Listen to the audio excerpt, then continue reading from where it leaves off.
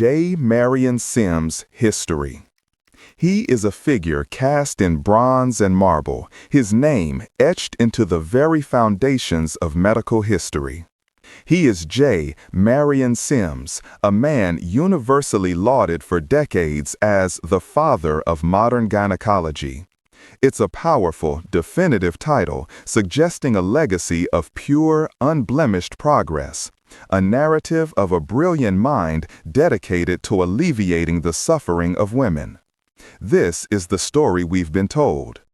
It's the story found in old medical textbooks, a story of a pioneer who single-handedly developed surgical techniques that would change millions of lives.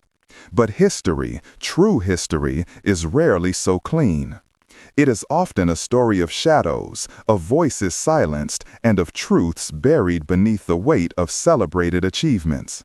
The gleaming legacy of Marion Sims is built upon one of the darkest and most disturbing secrets in the annals of medicine.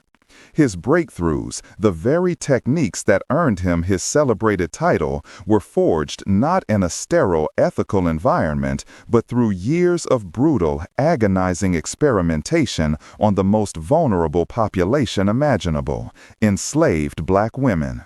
To understand this story, we have to transport ourselves to the heart of the antebellum South, to Montgomery, Alabama in the 1840s. This was a society built and sustained by the brutal institution of chattel slavery. It was a world where Black bodies were not seen as human, but as property, as capital, as tools for labor, and, as Sims's story reveals, as raw material for scientific ambition. Sims, a physician from South Carolina, had set up a practice here, and he became obsessed with solving a particularly devastating medical condition known as vesico-vaginal fistula, or VVF.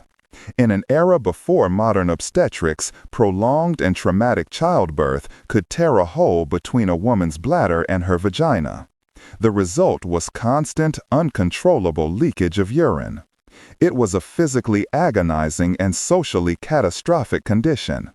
Women with VVF were often rendered incontinent for life, becoming outcasts from their communities, their families, and even their husbands, perpetually shrouded in an odor of filth they could not control. It was a living death sentence. On the surface, Sims's quest to cure this condition seems noble, even heroic. And this is where the sanitized version of the story begins and ends. But the critical question, the one that shatters the myth, is this: on whom did he perfect his techniques? Who were the subjects of his trial-and-error surgeries?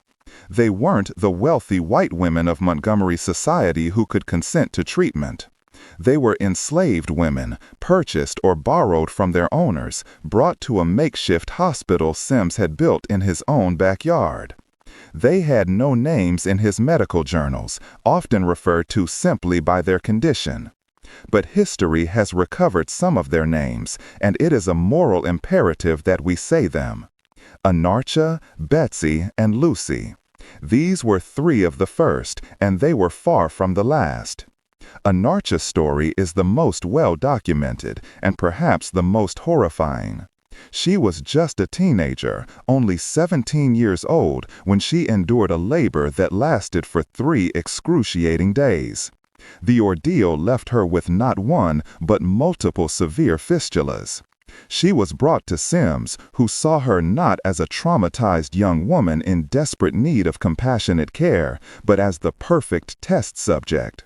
Over the next 4 years, Anarcha would be forced to endure an almost unbelievable 30 different experimental surgeries at the hands of Marion Sims. 30 times she was placed on a table in a knee-chest position, held down by other physicians or enslaved people, and subjected to excruciating procedures. And she, along with Betsey, Lucy, and at least a dozen other enslaved women, endured all of this without the benefit of a single drop of anesthesia. Let that sink in.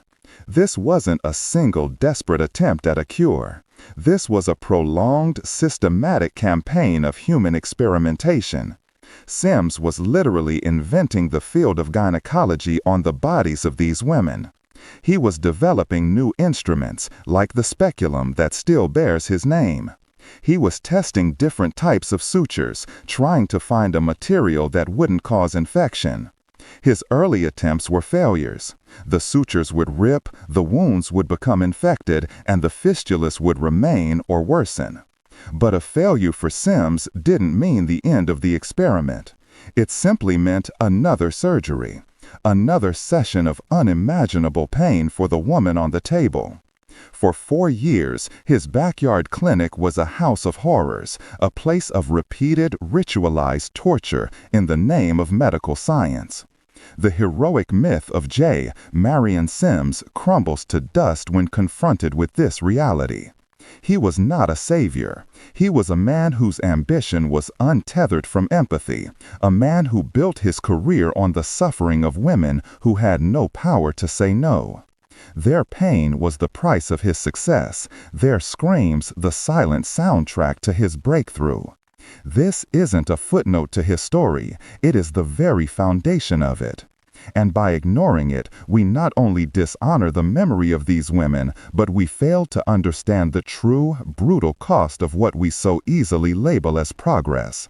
The story of the Father of Gynecology is not one of immaculate conception.